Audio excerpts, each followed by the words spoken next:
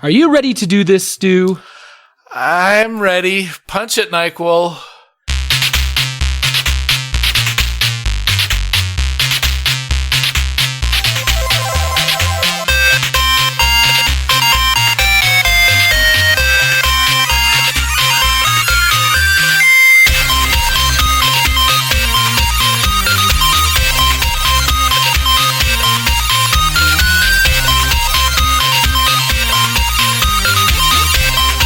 Welcome, super friends, to the Fortress of Nerditude podcast, a safe place to talk about all things in nerd and pop culture.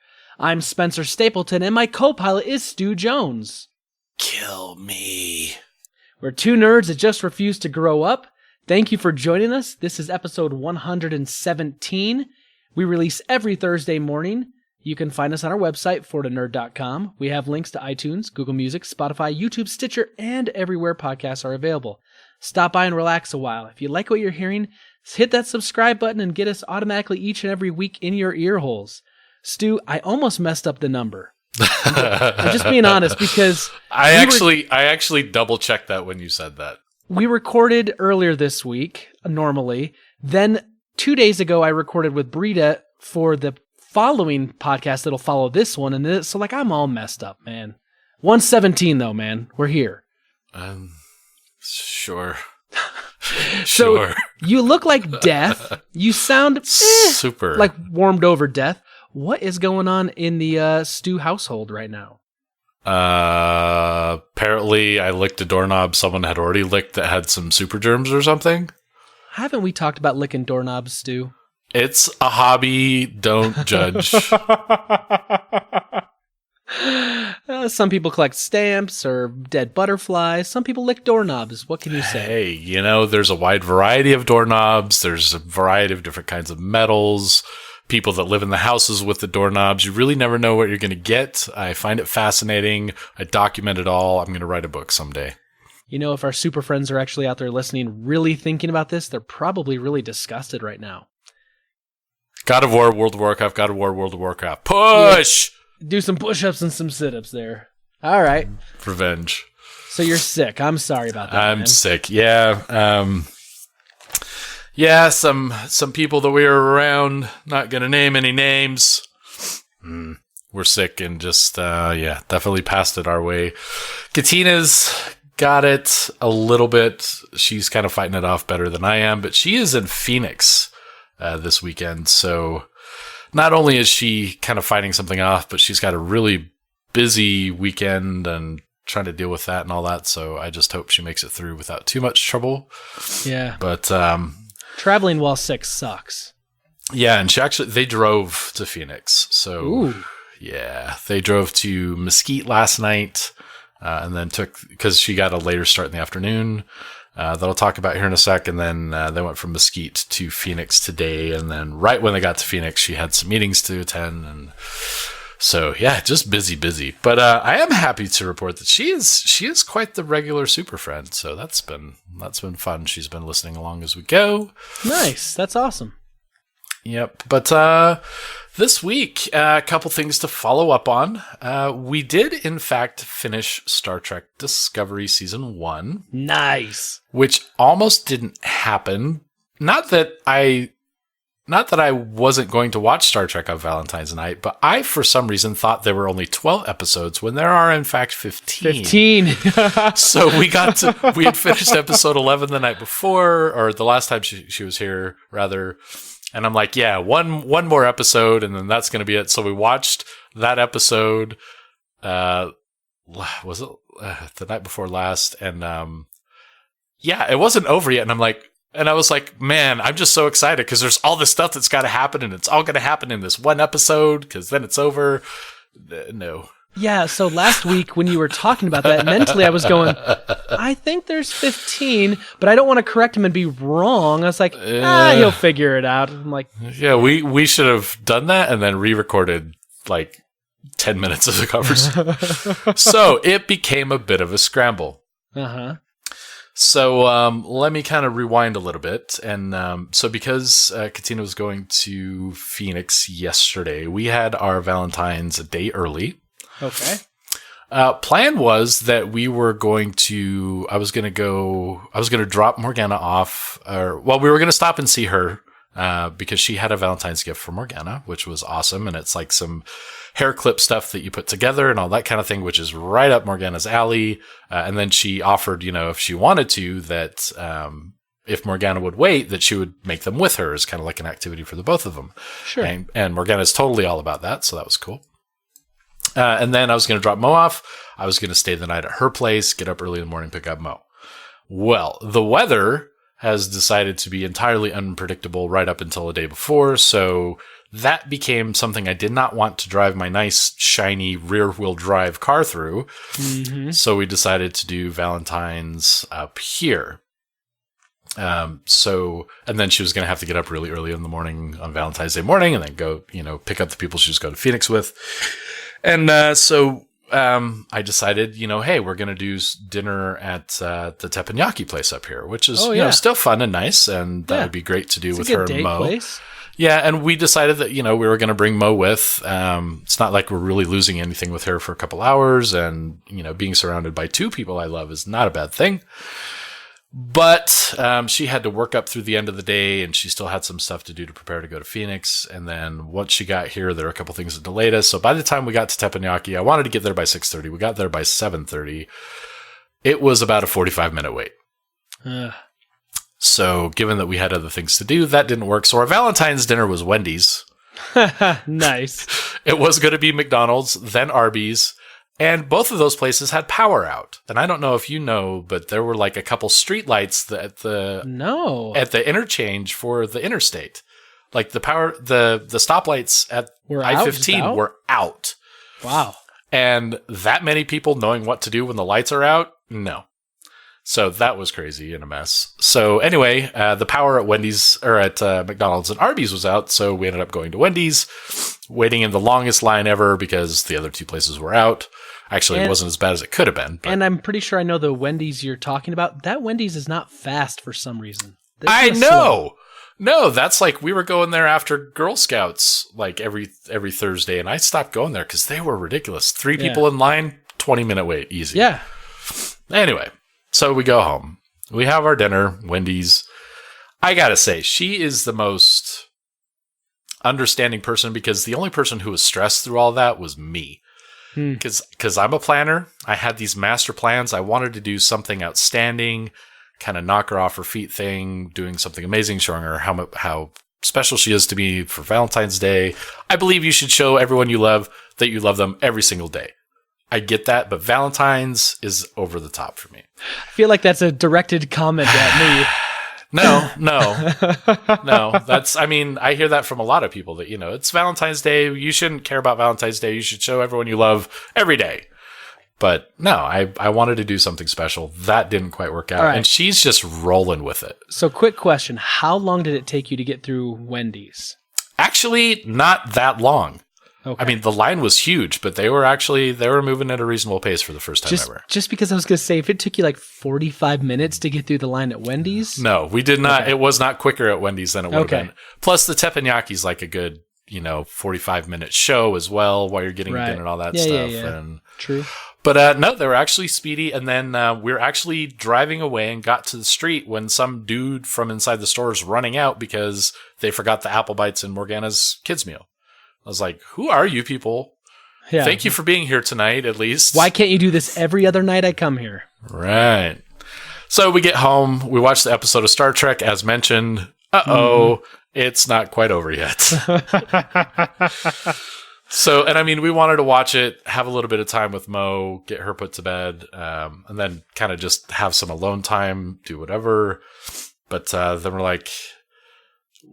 It was 8:30 when we go to put Mo to bed. It was like, okay, we could watch one more. It'll be 9:15-ish. Fine, we'll watch one more. Yeah. Watch the next one. Still 2 to go. Planning out how we can do this before she goes. Kind of gave up. And then right before we're getting ready to go to bed, you know what? It's going to be 10:30-ish. We still have some time.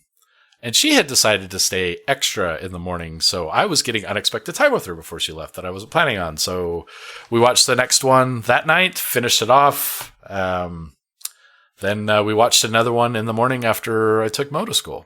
Wow. And then she actually hung around till about 11:30. So I got Valentine's time with her that I did not expect to have. So yeah, that's the week. That's the Katina update for the week. Wow. Yeah, we did also watch another episode of Doctor Who this week, somewhere in there. Okay. Played some Red Dead Redemption 2, kind of getting sucked into that, but also Civilization 6 came out with an update for like natural wonders and stuff this week, so I've been playing that. And how are you feeling about turn. Doctor Who so far? I mean, I've only watched 4 episodes. It's okay. not. It's some weird 2-parter thing. Yep. Aliens. Yep. Aliens. Right. So yeah, that's my week. So now Katina is in Phoenix until Tuesday. She wrote like a really amazing Facebook post had the picture of the flowers and stuff that kind of that floored me, because she does not get mushy, and that was very mushy. So it was no tears. I promise, no tears. Well, I didn't see the Facebook post, so I'll have to take your word for it. I kind of avoided Facebook on Valentine's Day because everyone's just going to be posting Valentine's thing, and it just it's sappy. I get it. Like, profess your love. Like, that's a good thing. Don't get me wrong. But after a little while, it's like every single person I know is like, I love this person tonight. It's like, well, this is our first Valentine's Day, so that had to happen. Like I said, I don't read the one I wrote for her then. It's like I don't judge, but I get to a point I'm like, nah, all right. It's kind of a TLDR situation for me. It's like, there's too many of these. I can't get through them all. Yeah, not even your podcast buddies. That's fine. I don't think it was on Facebook that day at all, my man. Yeah, whatever. But now because I'll go read yours. I'll go read yours. Don't. I'll see what you puke. wrote. Mine was as sappy as I probably could have made it, but I don't care. I am in love with this woman, and she's amazing and was worth every word of it. So, did you at least get her name right in the Facebook post? Shut your face. Good. Well, man, it sounds like you've had a good week minus the mostly. Yeah, now I want to die. I just want to die now. So I had a kind of a really fun / crazy week, obviously, because this is my 3rd podcast this week I'm recording. Obviously I want to have the podcast release when we normally do, even though I'm going to be gone. So like I said before, my numbers are a little screwed up and I'm kind of all over the place, but it's been fun. But here's the thing, on Valentine's Day. So I did not do anything for my wife for Valentine's. We spent all night last night packing and getting things put together and trying to plan out things and then going through what we have planned and say, okay, do we really need this, or can we cut things out and, buy back some space? Do we really need both kids? Can we take one kid this year? Right, that sort of thing. But here's the deal. I've been struggling a little bit, just being completely honest. I've been struggling a little bit with my diet. After Christmas, right before Christmas, I said, I'll have some sweets, some treats at Christmas. I've done a great job this last year. It's Christmas time. I just want to enjoy it. The problem was that I enjoyed it a little too much, and I have an addictive personality. I know this about myself. That's a reason why I stay away from certain substances, because I know I will have a massive problem if I go that route. But man, that sugar is so, it just gets into me. And what was supposed to be feeling, man. What was supposed to be Christmas in a couple days went through most of January. So yeah. So this last week, for the last week and a half, I've really had no sugar. I'm really just trying to double down and get back to the point where sugar doesn't tempt me at all. And I've been doing kind of okay, except on Valentine's Day when my company decides to bring 17 dozen donuts into our buildings. They didn't bring those all for you. No. However, I had to walk past them over and over and over again. And I was having a stress, a panic attack going, I don't want that. I don't want that. My brain says I want it. I'm going to take 3 bites and I'm not going to like it, but I'm going to finish that donut. And then I'd have another, and then I'd have another, and then I'd have another. And it would ruin all the work that I'm doing. It would reset kind of that sugar craving. I would start all over again. And I literally had to start going out of the building out like making this like weird like trek to go out a different door to then walk around the parking lot the long way to go in a different door to the other building because I just could not like look at them. Oh, wow. I have an idea. Yeah. I have an idea. Uh-huh. I can work remote. I can work from anywhere in the world. Yeah. I'm going to just follow you around at your work all the time. And every time you go to grab a donut, I'm going to steal it out of your hand and eat it myself. I would do that for you. I would pay you to do that. Goodness. Yes, supplemental income. I'm going to be honest. I did not have a donut, but I'm completely honest. It took every ounce of willpower that I had in my body to resist. Everything in my body screamed, you have to have that Boston cream. You need to have 6 of them. See, my problem here is that I'm still losing weight slowly. Yeah. And I'm still making mistakes. So I have this weird validation that, well, I'm still losing weight, so I could still do this and it's fine. Whereas, if I would just stop, that would be great. You would probably drop weight a little faster. But, it's the whole calories in, calories out, move more, you eat less. But I do move more. I got through it. It was rough, but I got through it. Well, good job, man. I know that is not an easy thing. Once I'm locked in, though, Stu, like once I get past the sugar cravings, then it's like people wave cheesecake under my face, and I'm like, no, I'm okay, not a big deal. But when the cravings are hitting me, someone waves cheesecake under my face, no, that's going in my face. Like, there's just no question. I would never pass up cheesecake. So, I have some gaming news. I'm excited because this week Nintendo had a Nintendo Direct and they announced a bunch of games that were coming out. One of them is they were doing a kind of a remaster of Final Fantasy IX coming to the Switch. And I have never played Final Fantasy IX. And I thought, you know what? I need a game to play on the Switch while I go on vacation. And I'm going to try Final Fantasy IX. I like 9 a lot. I know everyone goes crazy for 7.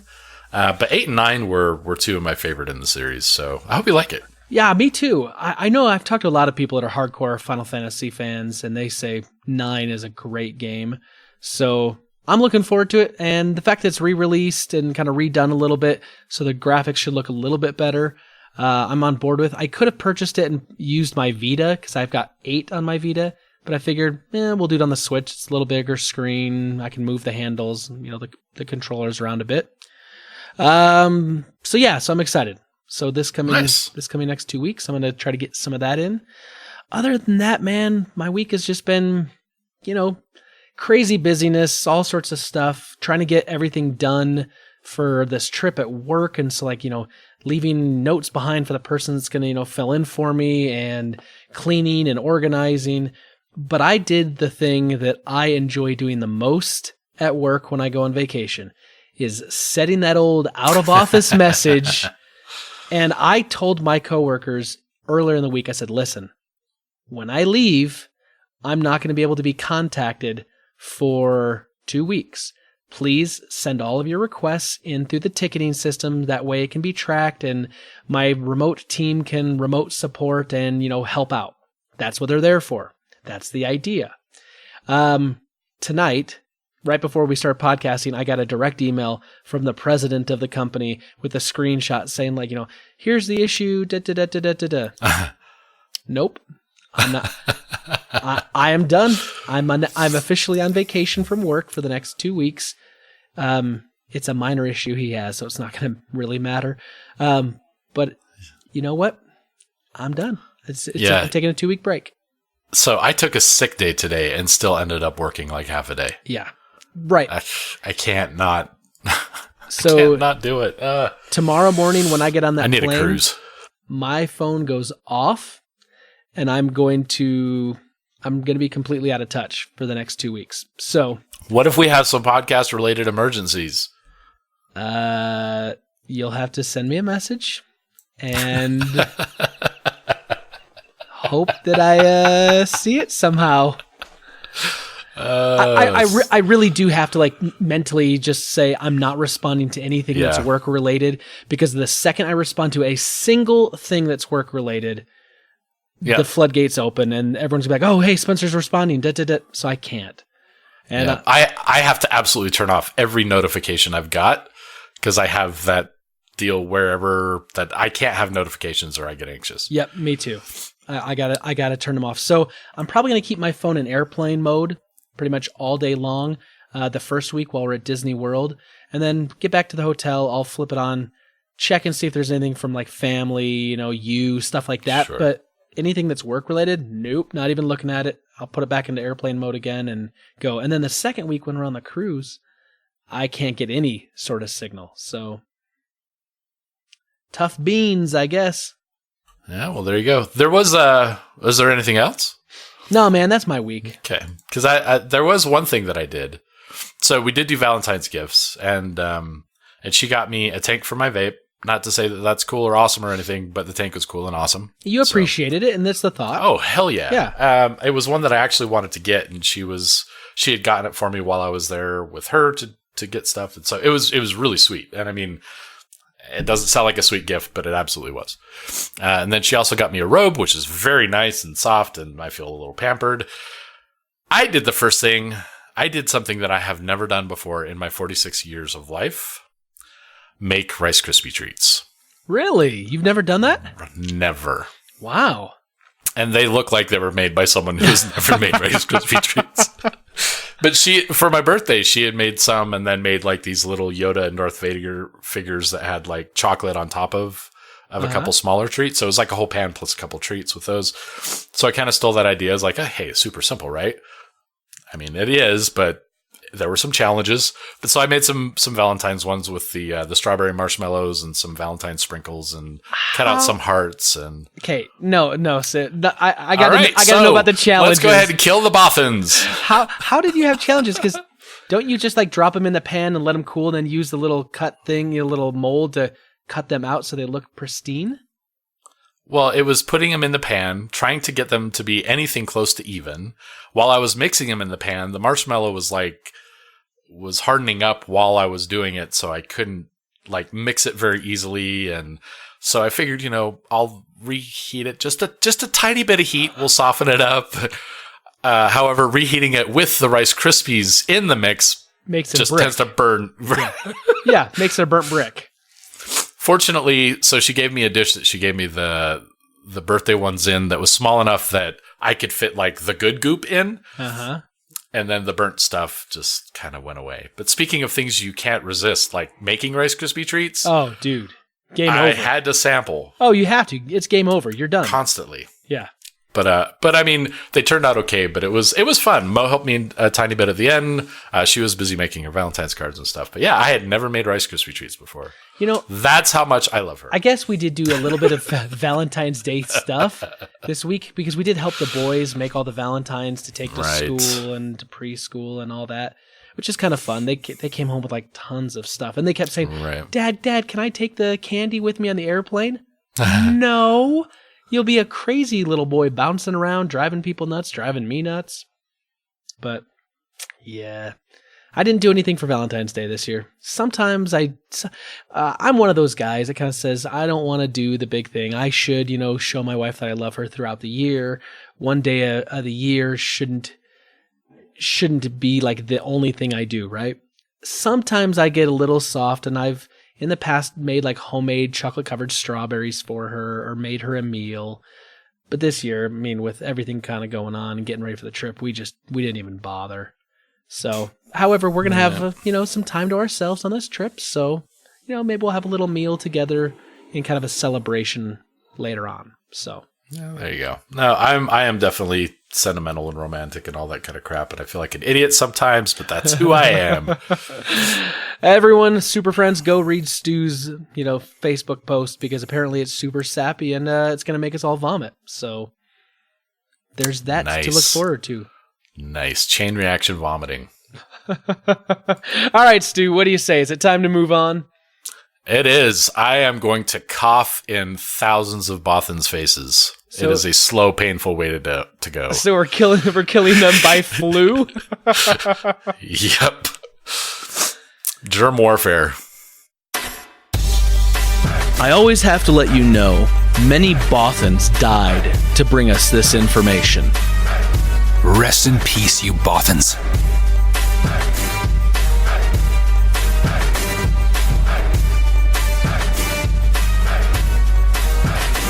All right, Stu, we're into Rebel Intelligence. Chemical warfare has been waged. What do you have for me this week? We'll see the results in about 2 weeks. When you're back, there'll just be bodies of boffins everywhere. All right. So this is kind of so we've talked recently about some game studios that have had to lay off some people. Telltale being the one that made me the saddest. Yeah. And we've talked about a little bit about Blizzard and Activision that they've been. There's been a lot of flack that they've gotten recently, like their Diablo mobile game, some of their financial practices. It's definitely become a financial game for them rather than about making great games, in a lot of people's opinion. And didn't they kill off the esports recently too? Some of it, not kill off. It's being killed off. Okay. And I mean, which is surprising to me because I would think that the esports is like with all the streaming and everything else, I would have to imagine it's huge revenue, but I'm not involved in that side of the business. So, I could definitely be wrong.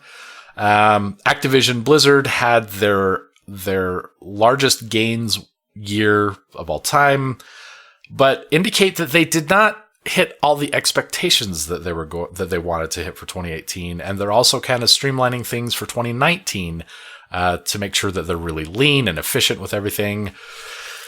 So, layoffs. Lots of layoffs. Hundreds of people in North America, mostly around the non-game development stuff, such as the esports, and then like some of their supporting dev teams and things like that were let go, which I really isn't surprising in any way given the way that they're going. It definitely has become a financial ship, and they're making moves to replicate things and kind of take the easy way out on game development to maximize their earnings without having to really invest much into it, which is sad to see. I mean, as big as they are, they have to be careful with money, but they've lost their spirit, it seems. But yeah, so let's see. That was their King staff, which is like the Candy Crush stuff. They're letting them go?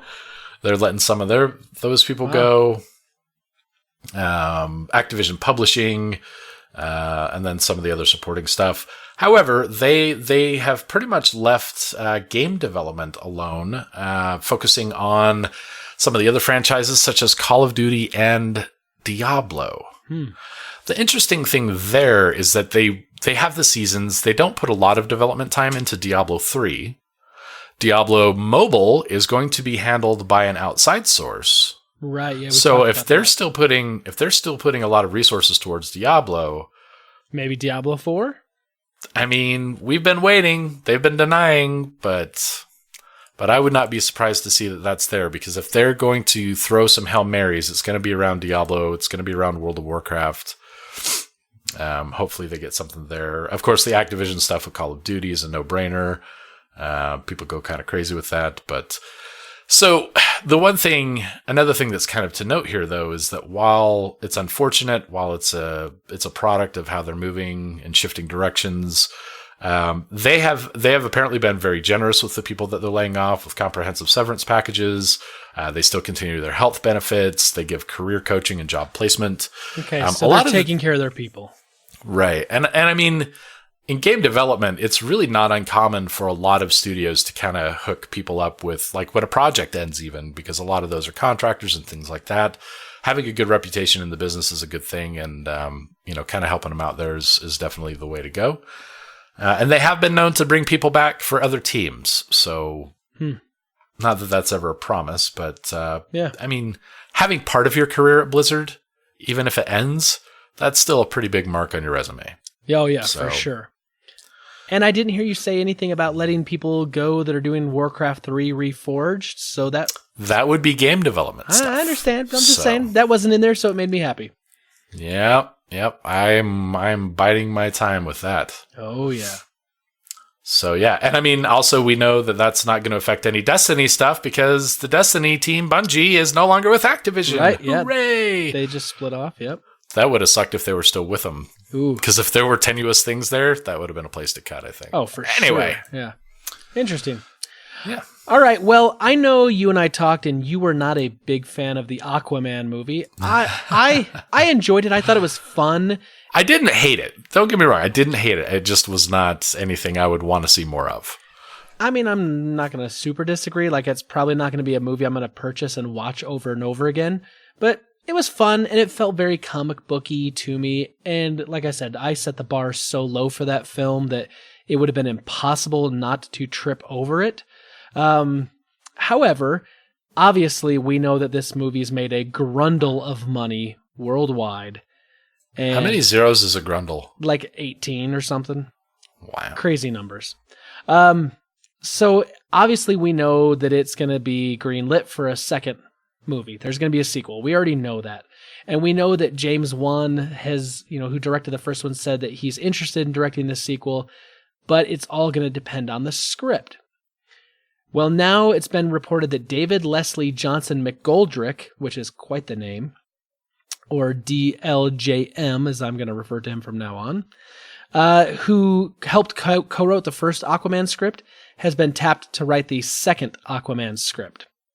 And he's already worked with James Wan on some other films and some other things. So this is interesting news in that they're bringing back one of the co-writers of the first film to write the second film. It looks to me like the DCEU is really trying to do everything it can to make the situation ideal so that they can try to get back the team that did the first movie for the second movie. And I'll tell you why I think that that's an important thing. When you get a sequel, like the Lego 2 movie that just came out, that I have yet to see, but I know that it was written and directed by the same guys that did it the first time around. You know that if you're getting the original team that did the first one that was beloved and, did well, you know that thematically the second one should have a very similar feel. It shouldn't feel completely different. And that always to me is a good sign. Like in the video game world, you'll see studios that'll make, the first game of a franchise, like Ubisoft did Splinter Cell, and I loved Splinter Cell. But then when Splinter Cell 2 came out, it was done by a different studio in Ubisoft, and the game didn't quite feel the same as the original. And then the third one went back, I think, to the original studio, and that the first and third felt a lot more thematically similar than that second game, and it kind of stood out. So I think that if they're trying to get James Wan to commit to doing Aquaman 2, they're doing the right things by trying to put together the original team for the second movie. I'm a big fan of that move. I don't know. How do you feel about that, Stu? No, that makes sense. I mean, sometimes we get a theme that's so strong with, say, some of the Star Wars movies that different people switched in and out work fine, but then we had a huge disparity between episode 7 and 8 right, that we saw with very different directions in directing. So it's really a look and feel thing that can make all the difference. So yeah, I mean, if they're trying to replicate a formula, then having that route with the writer is the way to go. Then you're going to secure the director, hopefully, and then hopefully everything falls into place. So, I mean, I know a lot of people loved it, and I would love to see, even though I didn't like the movie, even though I wouldn't be excited to see an Aquaman 2, I'm excited to see another Aquaman movie because so many people did enjoy it. Right. And I would love to see that success again for the people that enjoyed it. So, yep. So if you're a big fan I'm a giver. If you're a big fan of the Aquaman movie, this is good news for you. Hopefully it means for good things for the second one. Yeah. Well, I have some other DC related news that may or may not be enjoyable to some people, depending on whether you liked Ben Affleck as the Batman. I liked Batfleck. I loved Batfleck. I was surprised. I hate Ben Affleck. I really hate his acting. He's very deadpan in a lot of things. I don't think his humor is delivered very well. Dogma was the only movie that I can remember that I actually really did like him in. And that was really due to phenomenal writing. But I loved him as Batman. I was very trepidatious before we saw him as Batman, and I think he pulled it off amazing, and I was surprised. He pulled off the older Batman very well. He did, and I mean, it was like the first Bruce Wayne that I really liked. Mm. Even the other Batmans, when they were playing Bruce Wayne, it was like, that's the mask, and, please bring Batman back on screen. But, so, We got a release date for the next Batman movie, June 25th, 2021, and it will not have Ben Affleck. So is this the Matt Reeves one, right? Yes. Okay. Yep. The Batman. Yep. The Batman. Yep. But it is going to focus on a younger version of the character, so that kind of makes some sense. Ben Affleck was involved in some of the writing, and he's apparently happy with the idea that he's going away with that. So, and I know that he was, there were some rumors, and he had said a few things about, kind of teasing this idea before. So this was kind of official now. But he just knew he wasn't the right one for this particular version. And now they're searching for a new Dark Knight. Also with that, we've got more information about a couple other DC movies. The Suicide Squad opens on August 6th, 2021. The second one is being called The Suicide Squad? The Suicide Squad. And it's supposedly going to likely have a completely different cast. So it's a sequel and a reboot? And a prequel. Oh, wonderful. and a sequel. I don't know, man. I just don't know. That sounds really like I'm optimistic about this.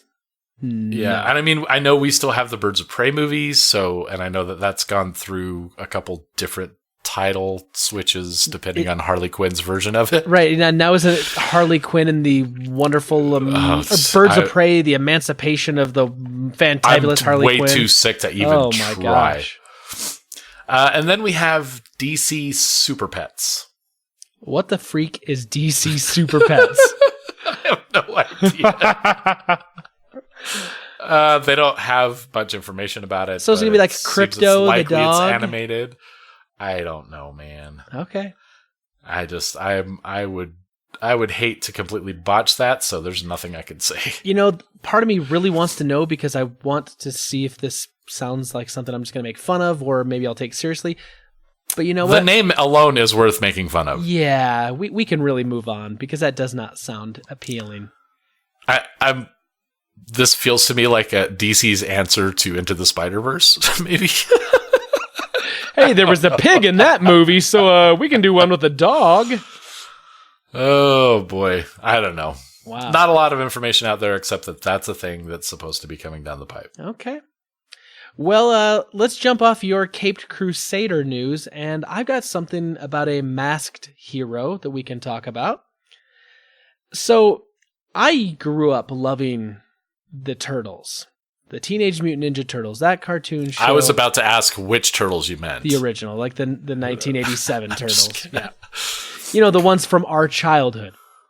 Now, they've gone through some various changes recently. We've seen some animated movies in the early 2000s and the 2010s, and we've seen some live action stuff.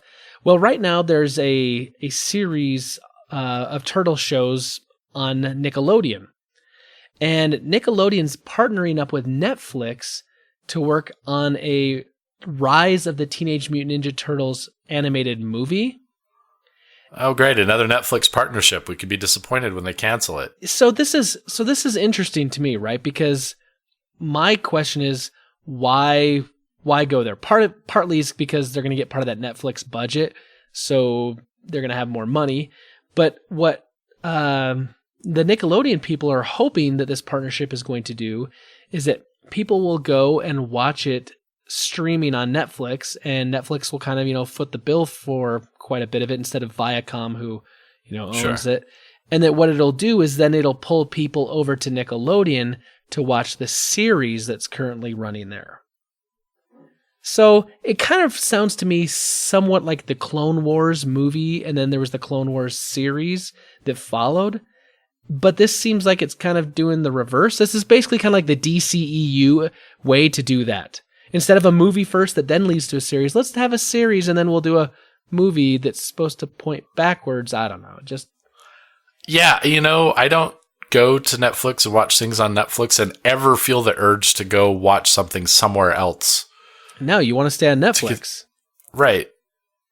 Okay, well, to devil's advocate myself, There have been a couple things that have done really well, moving over to Netflix, kind of in the same vein, like Voltron. Voltron's come back. Voltron does amazingly well on Netflix. Like, even though I rarely watch cartoons, that comes up on my recommended stuff all the time. Yeah. The Castlevania cartoons, I mean, they do some really good cartoon work that appeals both to younger and older audiences, especially with things that are kind of nostalgic, like Teenage Mutant Ninja Turtles. So, I mean, I would be excited to watch it there, but I can promise you there's not going to be a single urge in my body to go over to Nickelodeon to watch other stuff. Yeah. So, if this were like a series of animated movies on Netflix, I would watch those. But yeah, the going backwards to go watch the show on the Nickelodeon, yeah, that's not going to be me either. But it's interesting. It's an interesting partnership. We'll see. I mean, if something like this does pan out, I won't be surprised to see other television networks try to do the same thing, because Netflix is a big moneymaker and does bring a lot of visibility to projects. yeah. So we'll just have to see what happens. Well, there you go. Well, completely and entirely related to the sewers of New York ish. I don't know. I had to try to segue that was pretty somewhere. good. I liked it. That was good. Is TNMT from New York? Yes. Hey, all right, I did it successfully. All right. Escape from New York. What did you think about it? Do you remember that movie? Did you ever watch it? I loved that movie. I was going to say, because the podcast would be over permanently. No, man. I loved Escape from New York. Escape from LA, was not as good. I liked it. It was not as good, but I was glad for the follow-up. It wasn't Highlander too bad, but I mean... But what is? No, Escape... Yeah, exactly. Escape from New York, though, man. I think I even talked about that would be one of those movies that I would love to see... That's right. rebooted, because it's sci-fi, but it's really old, and so it could be really visually updated and, kind of put new tech into it. Well, rub that genie lamp, buddy. Oh, yeah. Are we getting Escape something? from New York remake. Oh, sweet. Yeah, so apparently Fox won the rights to remake it back in 2015. They've been looking for the right people to do it. Apparently they've got Leigh Whannell. I'm probably mispronouncing that name. I don't know the name, but I know the work that this person has done. He was a co-creator for Saw and Insidious, which I know you're not really into horror films, but Nope. Two of the best series in modern horror films, in my opinion. So with the Insidious franchise, he co-created Saw and Insidious. He actually made his directorial debut with Insidious 3. And then has followed it up with another movie called Upgrade, which I haven't seen or know about or even care about. But so, I mean, gritty action kind of stuff seems to be his forte. So, I mean, it could be a good revisioning of it. I'm kind of excited to see that based on his resume. So, right now, though, while he has been apparently hired to do this, he's also been hired to remake The Invisible Man for Universal. Ooh. So if those two projects are competing, we could see directorial change. Yeah, which I think probably Invisible Man would probably win out in that regard, but at least they're trying to put some things together. We actually have some real traction there. I would love to see a modern take on that. As much as I don't really like reboots, that one I think could do well. Yeah, it could do well. Let me ask you a question. If you were directing this, would you put Kurt Russell in it in any way, shape, or form? Oh, he would be like the leader of the clan inside the prison. Yeah. Okay. I love that idea. Like, I think you have to have him as... We'll call that a Richard Hatch move. Some sort of small, maybe even a cameo. Maybe he's only there on screen for a minute or so. But a little tip of the hat to the original, right? Oh, for sure. And he would be all about it, too. Oh, for sure. I mean, in my mind, he is Snake Plissken. Exactly. That's easily my favorite role.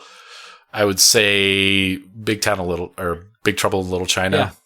I don't remember the character name there, but... So the funny thing is, my former boss and friend Chuck, he had this really weird thing where, like, his eye is, like, losing fluid, so the retina was detaching, so he had to go through this, like, surgery to kind of, like, reattach part of it, and, like, they had to put some gas bubble in his eye, so he had to, like, lean down and, like, keep this thing floating in the right place to let it heal.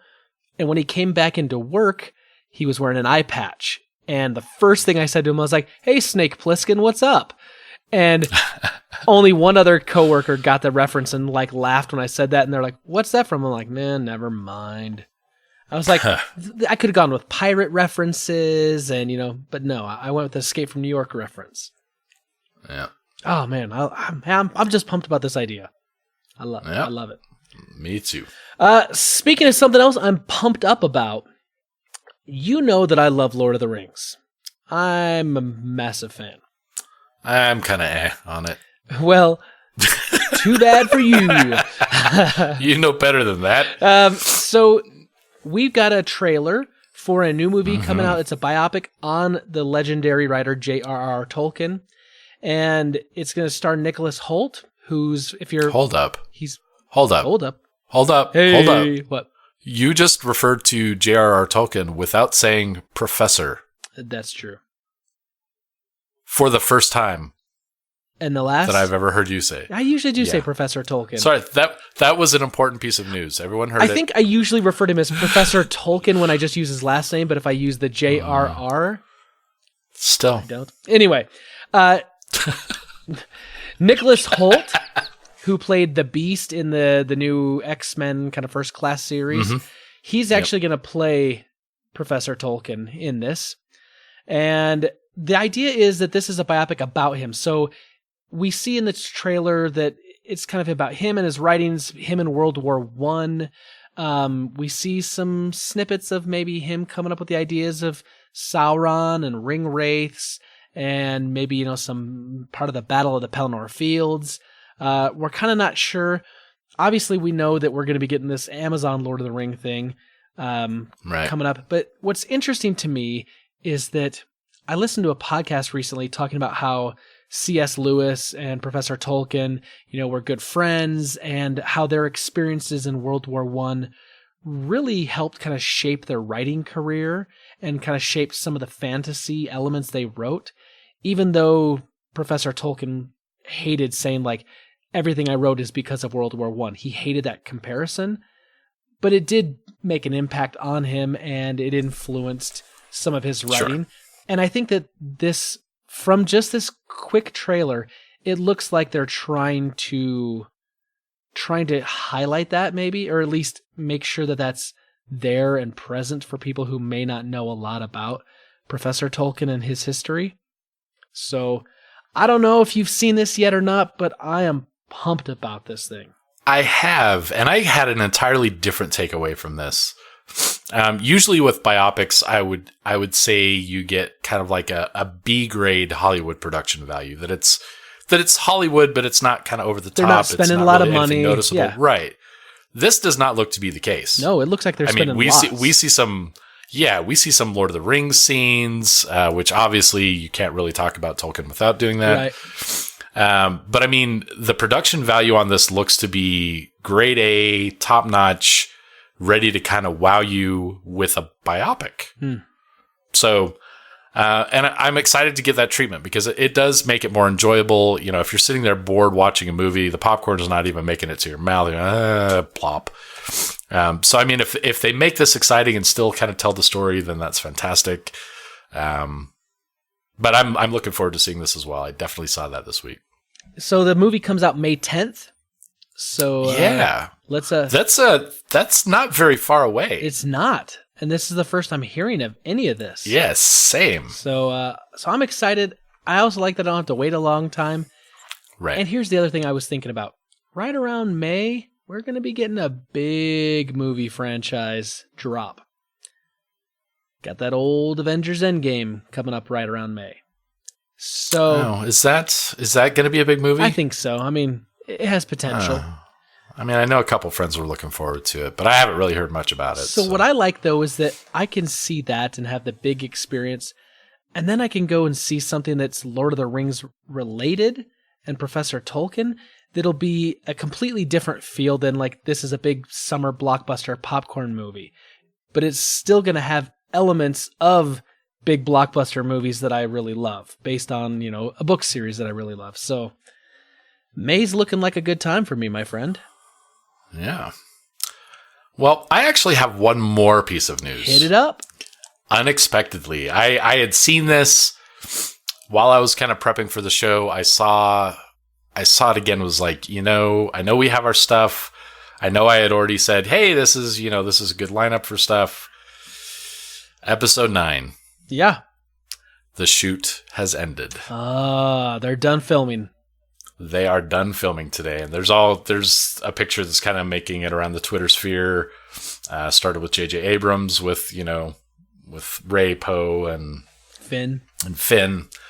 Yeah. So, yeah, they started filming back in August 1st. They wrapped up photography today.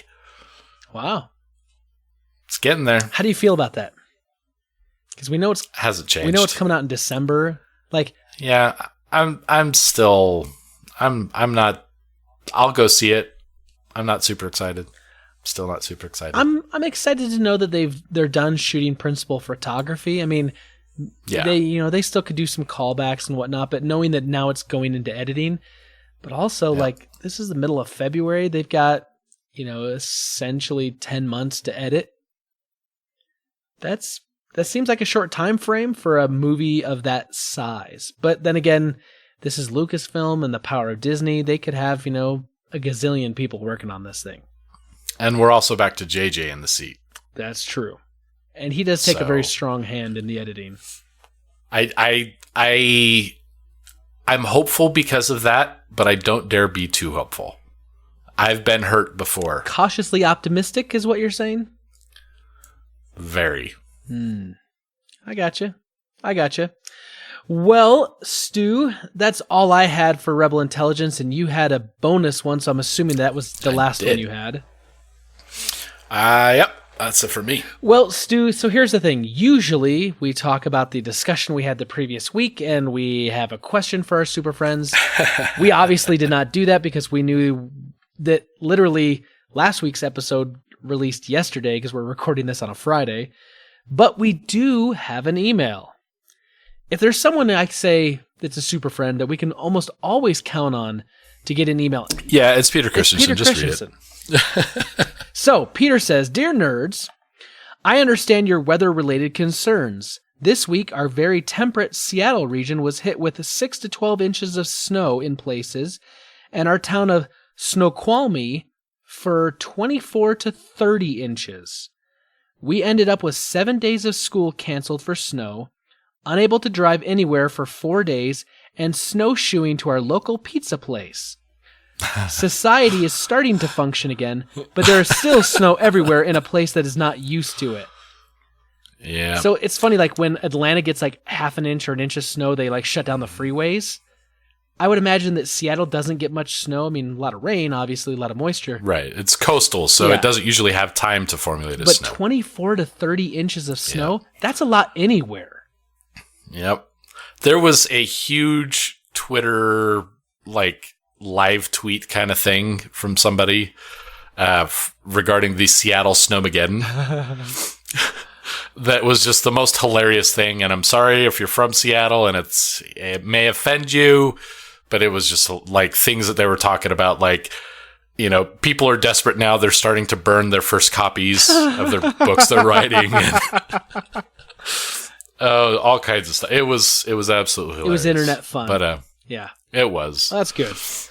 He goes on to say, plus 100 for Costco carne asada. Everyone loves it, from my picky 7-year-old to my fussy teenager. Man, I'm glad to hear that because it's called Bill Bailey's. I looked it up. That stuff is dang freaking good.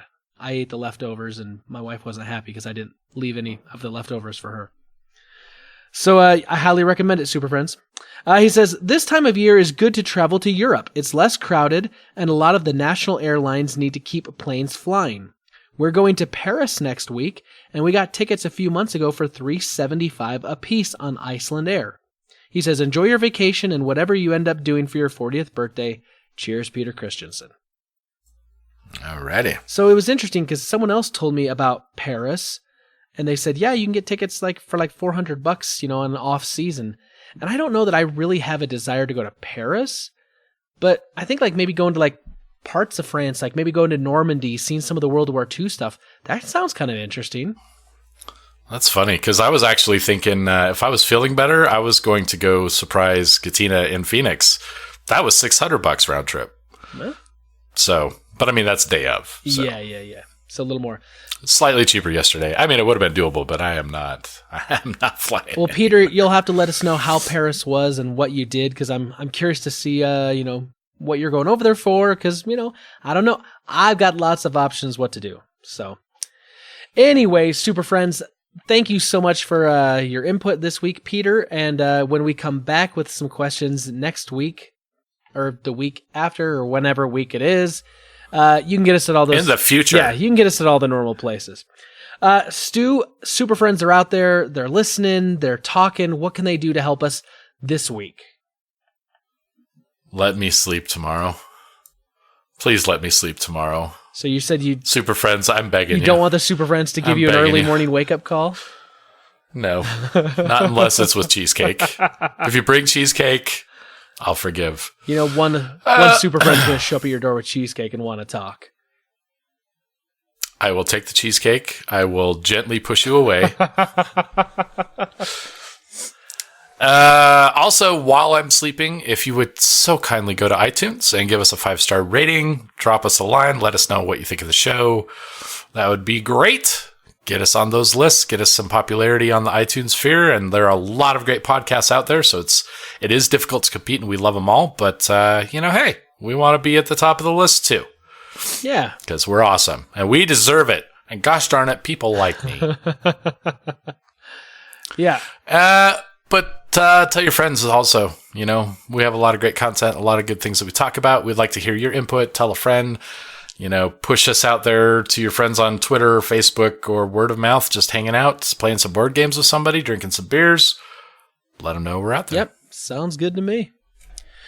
Stu, I've been telling you I've been watching Parks and Rec, and I'm just loving it. I love that show. I find it so funny. Here's something I noticed that I was doing. You know how when you watch Netflix and you're watching a TV show, the little button pops up that says skip intro, which is kind of a newer thing. I was actually complaining that I wish they did that on all services this week. Really? Yep. So here's the thing. I realized I have not skipped the intro once on Parks and Rec, and we're on the final 8th season. And the reason is because the theme song is catchy. I really enjoy it. And it's, only maybe about 15, 20 seconds long. And so it made me think, why am I not skipping this? I was kind of aware of this, and I went, you know what? We haven't talked about TV theme show songs, and those really can help cement a show in like the public knowledge and kind of like the zeitgeist. And so I thought we should maybe talk about what makes a good TV theme song. What are some of the big changes that have happened in the last decade or so? And then we can talk about some of our favorites. And that was kind of my idea for our discussion tonight. So let me ask you, what do you like about TV theme songs, assuming you like it at all? Well, I like some of them. Some of them drive me absolutely nuts because they kind of get in your head like an earworm and you can't get them out. But I think to me, what a good theme song does is it sets the tempo for the show. It's not even necessarily... there's two parts to it. One is it's something memorable and something that sets the tempo of the show. Everything else is really inconsequential because you're watching a show for what's there. Like Hawaii Five-0. I have never watched that show, but I know that freaking song. Right. Yep. From my childhood, because it's everywhere and it's easy to remember and it's cyclical and it doesn't quite end on a note, so it keeps it going in your head. So yeah, something like that. I think probably the one that I hate the most that I could never forget would be Friends. Oh yeah. Dun, dun, dun, dun, dun, dun, dun. You didn't need to. You really didn't need to. Okay, and so playing the part of the TV theme shows this week is Spencer Stapleton. But, you can't help but hear that song, immediately identify that it's Friends. It's kind of quirky, which gives you an idea of the show that you're about to see. And it's there and it never goes away. So it's interesting, like you bring up the Friends thing, because obviously that song just was such a massive hit that the band, I think they were called the Pretenders, like they sold that single in the 90s and made just a bundle of money on that single because everyone was watching that show at the time. But the thing is that song's catchy, but it's got lyrics, and so it's easy to sing along to. And I've noticed that, if you look out there and you do some Google searching for top 50 or top 25 theme songs of all time, half of them are just instrumental and half of them have lyrics. I was going to figure that maybe lyrics had something to do, or vice versa. The lack of lyrics would have something to do to push, more towards, being the top of the list. That maybe people enjoyed the sing-along kind of aspect of it. But it seems like it could go either way. As long as it's catchy. And by the way, it's the Rembrandts. Pretenders, Rembrandts. It's all 90s to me. Yeah, pretty much. Well, I mean, so let's take the opposite spectrum. If we think about Star Trek, original series and Next Generation, that to me kind of set the tempo of exploration. It was, had some good high notes to it, but it kind of took you through the narrative, not necessarily lyrics. And you hear that theme, it's Star Trek, and they play it through the theme of the show at various points. It's really kind of the theme to the Enterprise.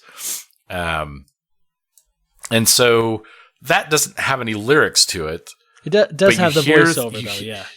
Well, I mean, and at the end where they don't have lyrics and things like that, I mean, it still holds on its own. And you can't hear that and not know that it's Star Trek. Yep, very true. And that to me is such a good setup, because also you typically had the first little scene before you had the opening theme. Right, the cold open. And that, so you have the cold open, you have the theme, and then that carries you right into, this is what's going to happen for the rest of the episode. Yeah. Which gets... Go ahead. No, I say that it's interesting though, because you talk about that, the idea that the song can set the theme for the show, even without lyrics or not. And it's true. I started looking down my list because I wrote down a list of a ton of TV theme shows that are memorable for various different reasons. Some of them, for instance, the Andy Griffith Show, that song is super memorable. But there's no singing, it's whistling. It's a simple tune, anyone can carry it, but it kind of gives you the feeling of small town Mayberry, and can even picture them walking down the road, right? With both of them with the fishing with a cane pole. Pole in their hand, yeah. And so it really does define kind of what that show was going to be about in a very simple way, but very addictive. You hear that, that, that's that to you. Right. Well, and with Star Trek, back to that is I can even place in the song or in the it's not the piece, the musical piece, yeah. In the musical piece, I can even picture where the Enterprise swoops are. Yeah. And they kind of line up between original and Next Generation, which is interesting because that gets me to Discovery. Uh-huh. And while Discovery is one of my favorite shows of all time, definitely favorite. By the way, Katina has never seen Battlestar Galactica. You need to get around that. Yeah, you got to do Doctor Who. She needs to do Battlestar, or you need, yeah. Battlestar is imperative. But anyway, so I could picture the swoops of the ship. So the Discovery has its own unique theme. Yep. At the very end of it, though, you do get the original notes from while they're doing the swoop of the ship. Love it. I love it. I hate the Discovery theme song. It is so where a theme song needs to carry the pace of the show, that theme is slow. It's drawn out. Other than that last piece, it really feels like they tried to take some notes and scramble them up into something new and didn't really pull it off very well. It does not get me excited for the show. It's a distraction from the show. It's like we have the cold open and then this slow little off piece that just goes nowhere. See, I'm different than you. I actually really like it, but I like it because it's different to most of the other Star Trek shows.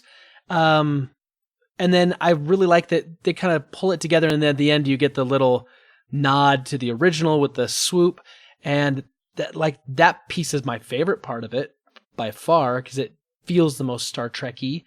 But I really like it. I'm not liking Voyagers very much, though, if I'm being honest, because I'm watching Voyager still, and the original series, Next Gen, DS9 was okay. I'm not really like. I like DS9. I'm not really liking the Voyager. I really liked Enterprise, even though I didn't care for the show very much. I liked that opening intro, the original opening intro. That is. Well, yeah, but then we're getting to a song again that had lyrics, and that was very different from the other Star Treks. So, I mean, I can appreciate different. It just, and I think that, oddly enough, Enterprises, I think, did set the tempo really well. Because it was like trying to give you a sense of classic old man Star Trek. This happened in the early days. And, so I thought that was done really well, and it set it apart as being a different kind of Star Trek show. But yeah, Discovery, I'm just not feeling that. Interesting. So I think what makes a good TV theme song is kind of like you said, something that's going to define it. But I think that there's a lot of theme songs that are good, but then there's some that are just great. And I think what sets apart something from being good and being great, really for me, comes down to, I think it's that earworm factor. The thing that probably drives you a little nuts is that if it's something that's going to be catchy and memorable that you're not going to be able to get out of your head right away, that to me is the good, like it says like this is a great TV theme song, because 50 years later you're going to think about it. I'm going to bring up Gilligan's Island. Just sit right back and you hear a tale of it. You hear that even if you haven't seen Gilligan's Island in decades, you hear the starting of that and immediately you know what we're talking about. That brings you back. And it's an earworm, man. You get it in there and like you're going to be thinking about Gilligan's Island for the next 2 days or whatever. Hey, I was watching Gilligan's Island back when it was still black and white. I watched it in syndication when it was in black and white. No, but you're absolutely right. And I mean, it's whether you're going to hear that and immediately think of the show. Gesundheit. So yeah, you're gonna hear about it, and it's gonna immediately make you think of the show, whether you like it or not. Like I can appreciate that the theme song to Friends, "I'll Be There for You," is a great show theme song. Yeah.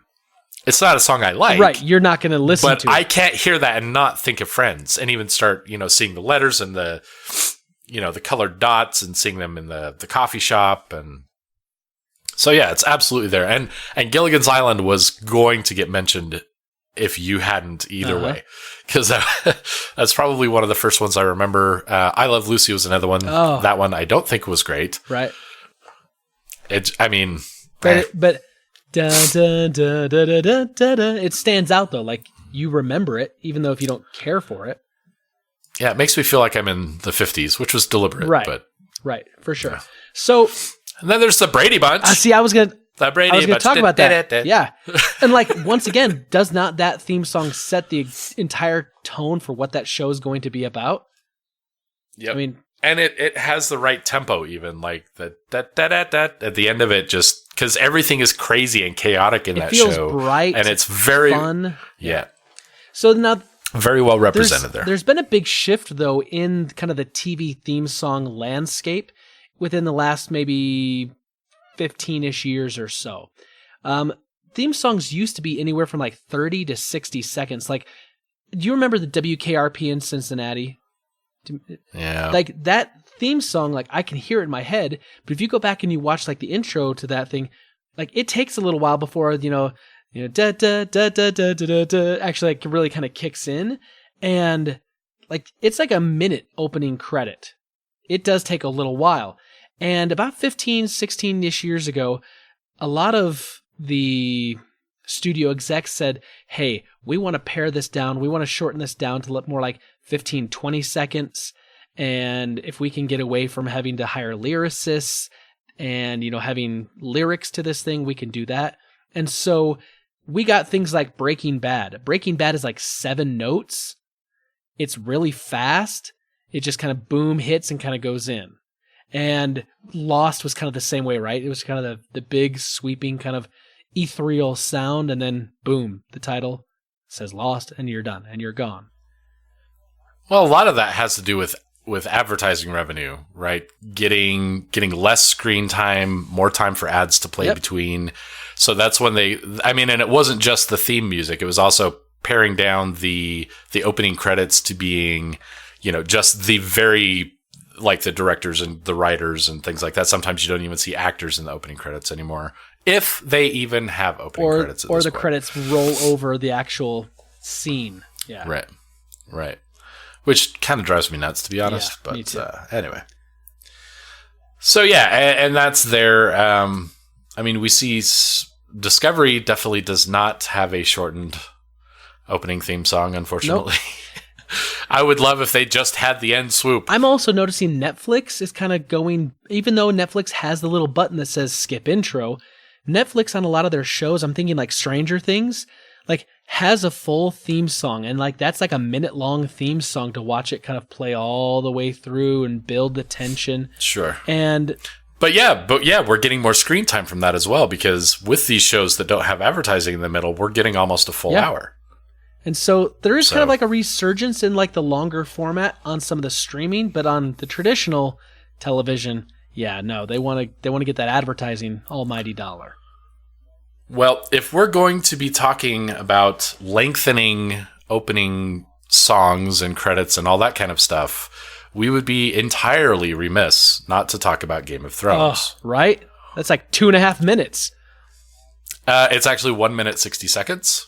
I know that because I have to skip 33 times and then have 10 seconds left when I'm watching it now. So, did you say 1 minute, 60 seconds? Sorry, 1 minute, 40 Okay, seconds. I was like, I'm no mathematician. Okay. I was thinking 1.5. Yeah, gotcha. Yeah. Anyway. But you're right. Game of Thrones, though, once again, this is HBO, so this is kind of streaming. It's not the traditional. But it's an almost 2-minute opening. The opening is a production in and of itself, especially visually, with the clockwork pop-up kind of thing. And the music is paired to that so absolutely perfectly. I love humming along to that the entire way. I skip about every... I actually listen to it about every third episode, because I do like all that's going on there. And I loved the Simpsons spoof on that, by the way, just worth mentioning. So here's why I never skip the Game of Thrones one, is because every season, and as the season goes by, and as like the main characters move around on Westeros, the map and where they highlight changes from time to time mid-season. So I always watch it. That's kind of why I do that, because it's enjoyable, and there is some foreshadowing in that, and it's part of the production of the show. Yeah, absolutely. Very well done. All right, so let me ask you this. If you were to pick out like your top 5 theme songs, what would they be? And we can do a back and forth thing like we've done if you want, and give me a little why as to why you love that theme song. Top would be Star Trek Next Generation. That just really, to me, original series was defined by that theme. That definitely had an earworm to it. But it's brighter, modernized, has some really good trombone sounds in there to kind of emphasize at the end, just the bump bump, and like you're resuming where the show was leading from the cold open. And it just has this sound of exploration that I've never seen another show, I think, where the theme pairs with the show so well, even after the theme is over. I actually have that as my ringtone. So like when people call me, it's the Next Generation ringtone. I love that. Like that would be in my top 5. I'm going to pick other stuff because you just picked it. But I love it. Game of Thrones. Okay. Easily number 2. And if it weren't for Star Trek, because that has that place in my heart, that would be number 1. Like I said, the production value of that, the music is just so sweeping and epic, but it has a constant cadence to it that doesn't slow down, and Those themes continue to play throughout the show, and it has like some character themes kind of built into that as well. Chips. Oh, yeah. That was kind of like the one from growing up that I loved. And I would make, there's no lyrics to it, but I would definitely I would hum along or make noises with my mouth along with that kind of thing. And to kind of harken back to the olden days. 2 more, huh? That's going to be tough. I really can't really think at the moment, but Battlestar? I know I didn't really.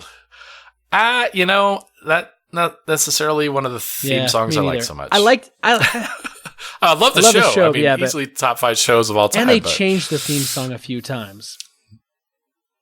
Yeah. Yeah, I'm only going to give you a top 3 because that's. Okay. I don't watch a lot of TV, man. All right. Fair enough. Okay, so I'm going to agree with all yours. They're all great. But if I'm putting one at the top. Oh, Punisher. Ooh.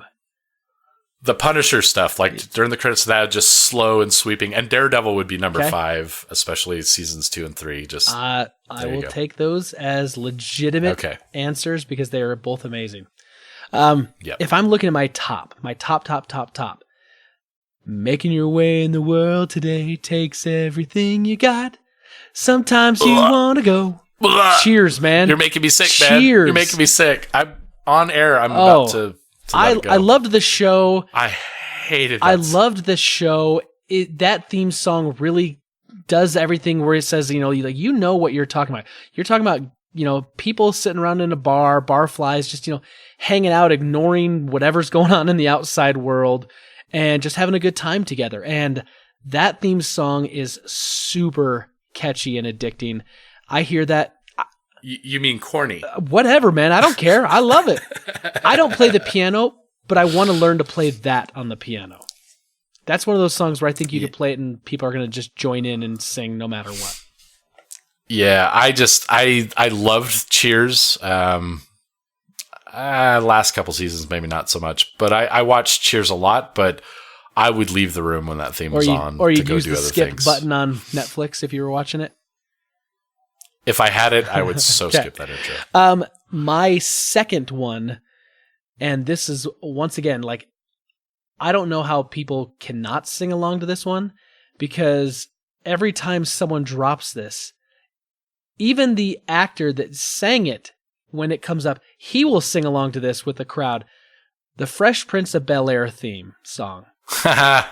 Okay, that's legit. That's one of those songs that, like, man, that gets stuck in your ear and in your brain. You can't stop hearing it. It's just legitimately there.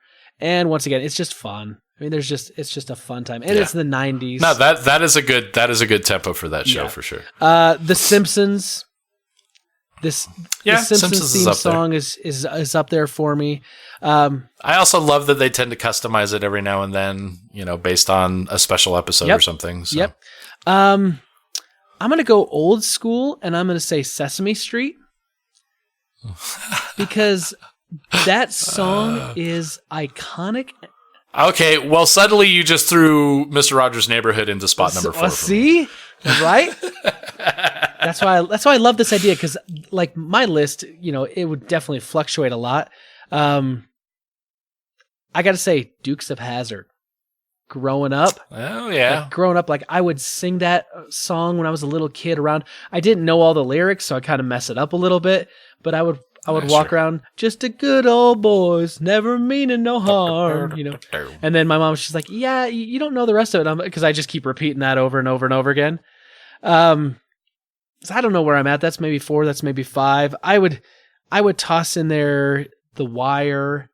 I loved the theme song from The Wire. And The Wire was interesting because they had one song, but each season it was performed by a different artist.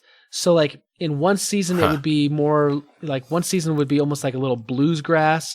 One would be a little more rock. One would be a little more kind of like soul.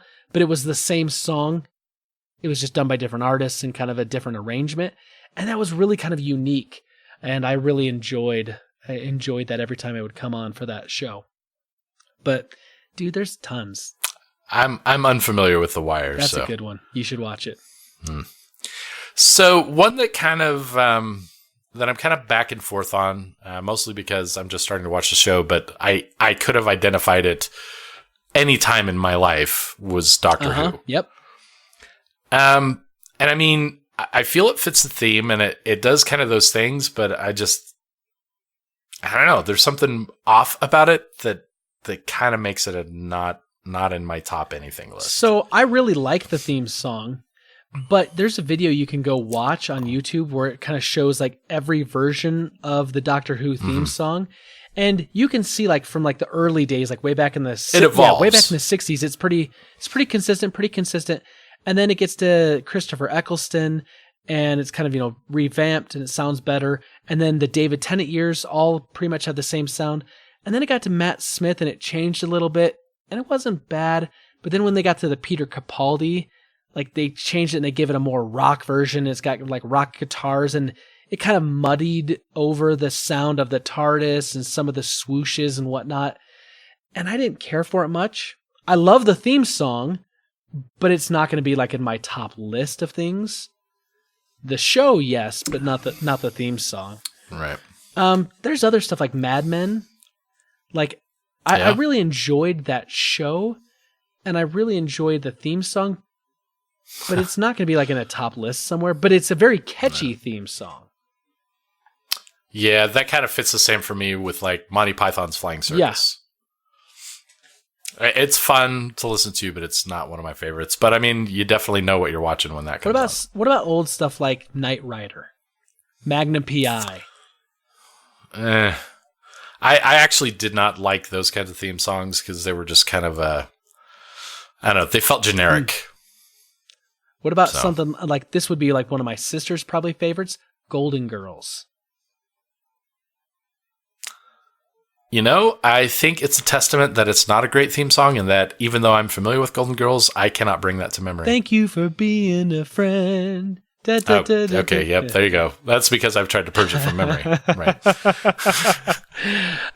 The Muppet Show. That's had a few different ones, so that's kind of tough. I mean, I guess it's been revamped a little bit, but it's pretty similar. I find like as I was going through this list, Stu, a lot of the theme songs from like the 70s and 80s were like hitting in my lists or towards the top of my list. And that it wasn't a lot of the newer songs, like some of the stuff, like obviously like Stranger Things, I love. I don't think I would put that in like the top of I'm not going to put that above Fresh Prince of Bel-Air. I'm not going to put it above like Next Generation. But it's really good. Mad Men, same thing. Like Sopranos, like that had like a really catchy. Oh yeah, Sopranos, really catchy theme song. I like that one. But you know, is it going to be at the top? Maybe not for me, but for some other people. But anyway, the last one I wanted to bring up that I think is a great theme song is MASH, and I know that's older, but I can hear that anywhere and like immediately like. I think of, you know, the Korean War, and I think of, you know, all the stuff that was going on and the opening intro. See, that's even got like a very meta quality to that because it's more than the show. Oh, yeah. Right? Like that was actually the first song I learned how to play on guitar in 7th grade guitar class. Really? We actually learned all the lyrics to it. That prompted me to kind of learn more about the song later. The lyrics? Before I joined the army. Yeah, the lyrics are dark. And in the movie, you heard the lyrics. In the TV show, they ditched the lyrics and they just went instrumental. Yeah, they didn't want people, you know, offing. It was a comedy, right? Episode. Yeah. Yeah. So, yeah, for sure. No, that's a great one, but I think that kind of has a category all of its own. Yeah. I'm interested to know what our super friends think. Like, what are like their maybe top 3? But this question of the week madness just isn't going to work right now because of this. So, well, won't it? I mean, by the time this airs, this will air, and then I've got another one that follows after it. The one Breed and I did is going to come the week after. So I think we need to do this. When I come back, we need to do like a mega question of the week and get like a few of these in because I want to know what our super friends think of TV theme shows. I'm curious to think what they want me to do for my 40th birthday. I'm open to suggestions. I want to have, and this is just kind of off the cuff, but wouldn't it be awesome if we could have an entire discussion portion of our show be just responding to questions? That would be a lot of fun. Because there's a lot out there. We had an Ask Us Anything. We could have had more questions, I think. We have this TV themed stuff. You've got the episode you did with Brita. There are a couple floating questions out there.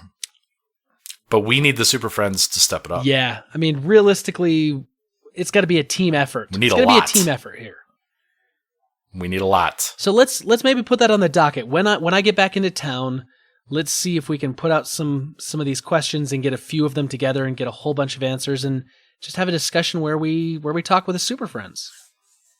And have more voicemails again. That was awesome when we pushed it out there that we wanted more voicemails. Episode 100. Yeah. Super Friends, you guys delivered.